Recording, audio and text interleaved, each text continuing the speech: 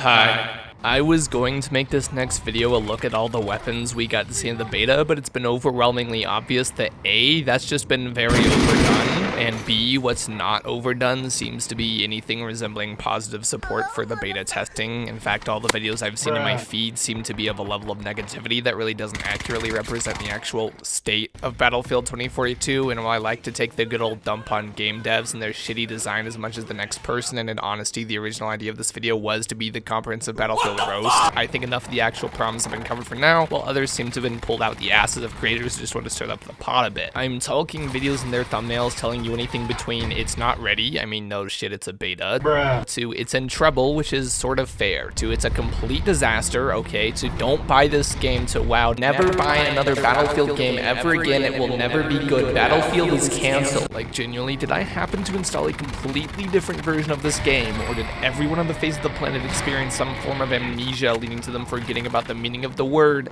beta, resulting in the mega plot twist where my thoroughly negative ass is going to be breaking down the fact that Battlefield 2042 is nowhere near the shithole everyone seems to be telling me it's in, and without any further frolicking with words, let's just get into the three major complaints, two which just demonstrably aren't accurate despite being very common, and the third I can actually kind of agree with, but only to an extent. Let's go. The first and most laughable complaint, while not the most common, seems to be more prevalent despite the obvious fact that it's irrelevant given just how much of the new title we've really seen. Bundling together a couple here actually, we have there's too many bugs, similarly connectivity issues, there's not enough content, and my personal favorite, it's missing features.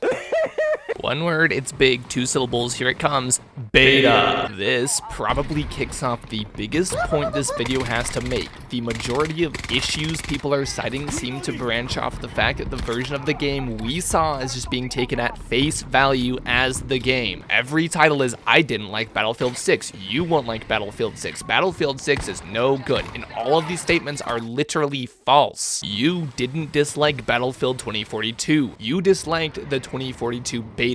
There are zero people outside of the developers scene that are able to dislike the actual game because seemingly quite intentionally, we really haven't seen much of it. I don't think anyone played the Battlefield 1 beta, which by the way was much worse, and said, wow, this game sucks. I am going to judge this experimental instance off this uncompleted game as the final version. If you genuinely think that the quite terrible controls for ground vehicles, teleporting helicopters, and the classic parachute stilts are going to make it to the final game, you're a bit daft, and even more so if you pretend that those exact same problems weren't present in the beta of previous installments. There's a common misconception that the purpose of a beta release is meant to sell people the game. This is incorrect. I don't think any developer wants people to judge their game based off of what they see in a test environment that's actually purposed to aid the developers with creating as many instances of bugs, errors, and connectivity issues as possible to provide as much data on what will cause these things and as a result, how to fix them. Especially given the fact that the beta release actually came sooner than it was originally scheduled by a week, likely because of the delay of the full game requiring some event needed to get people excited, but more importantly, providing as much help to developers to really iron out the finished product much sooner. And with that in mind, I'm really not surprised how shallow the game's experience was. I mean, did anyone actually look at the 20 gigabyte download size and say, ah yes, this will be a full-sized game that is worth $60? No.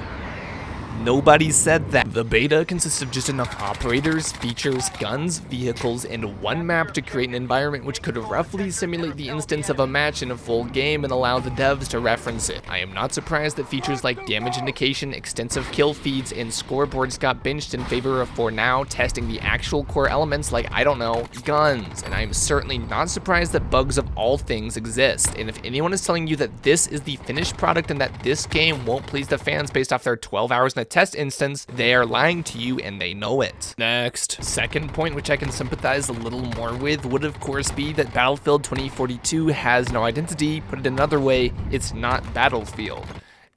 This is disputable at best, but saying it's not Battlefield, and especially the excessive claims that it is trying to be Call of Duty, seem a little much. It is undeniable that effort went into making a lot of elements in the beta at least seem like something you'd see in a COD title. For instance, I find the hit marker sound effects very reminiscent, on top of the fact that you cannot tell me that this armor plate gadget and insertion animation would exist in the game were it not for Warzone. And while you can chalk that up to the FPS genre as a whole innovating appreciating and learning from each title, at a certain point it's hard to deny that these operators, the way the guns feel, and being able to choose any gadget at all is just Call of Duty. However, again, this is beta, and as this relates to the third point, I'll discuss why some of this could be the way it is later. But to answer these complaints, I really would say that firstly, the idea of operators doesn't exist exclusively to COD, which I also think had a lot of people not really happy with its addition when they did. In fact, it seems to be a trend, starting with the idea of hero shooters like Overwatch and Rainbow Six Siege in the mid-2010s, and eventually polluting the Battle Royale scene and taking off with Apex and then COD, so it's not really fair to use that as an example, as it's been well proven that it's something that works for a game despite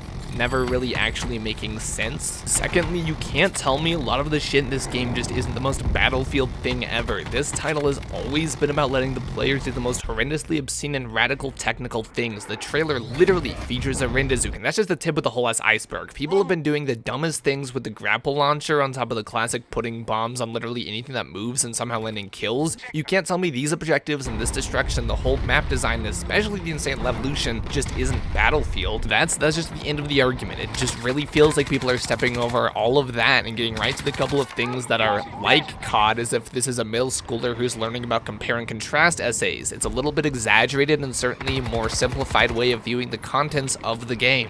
Finally, and one that I can actually agree with, pending results of the full game's release, it's just the content of the features we did get, and more than that, the mechanics making the experience what it was.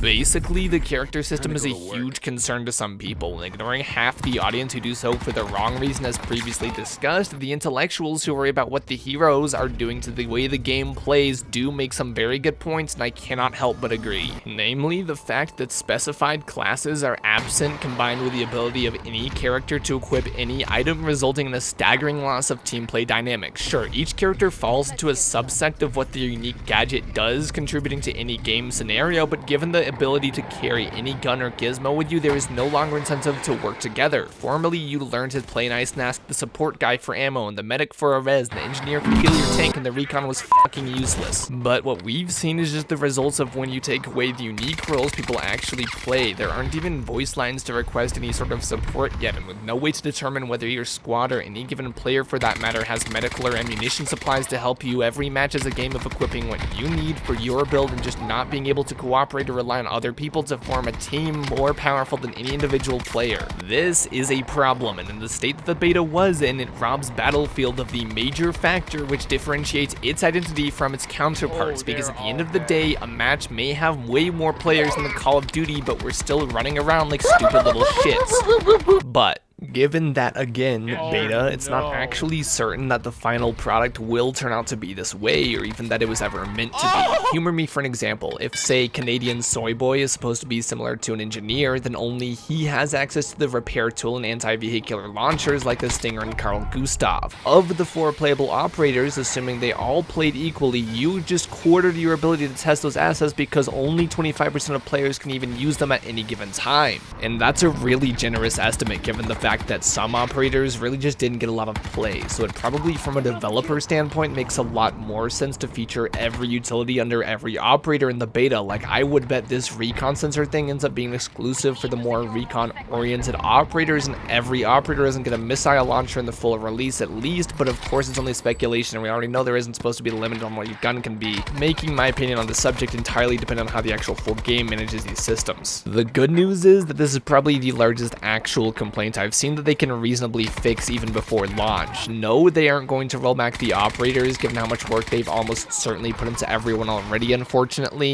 Yes, they probably can limit which operators get what, as that is certainly a far more realistic scenario which plays out. I could go on about various issues like how the guns sort of feel the same or else just suck, as well as the shitty revive system, and that may even be a video that makes it to release somewhere before launch as like a thing that DICE needs to fix sort of format, but I think that leaving this video here feels about right. In conclusion, as discussed, there are genuine concerns which I would sympathize with about Battlefield 2042 and what it will look like, something we, despite many interjections, don't actually have the best idea of. However, those complaints don't seem to line up with the majority of terribly phrased and poorly reasoned conclusions that a lot of people are drawing, telling me that the real fans won't like this game. Either that, or I'm just not a real fan. Peace. I will get out of this vehicle and melee. Get him. Where is he? Oh, he's behind me.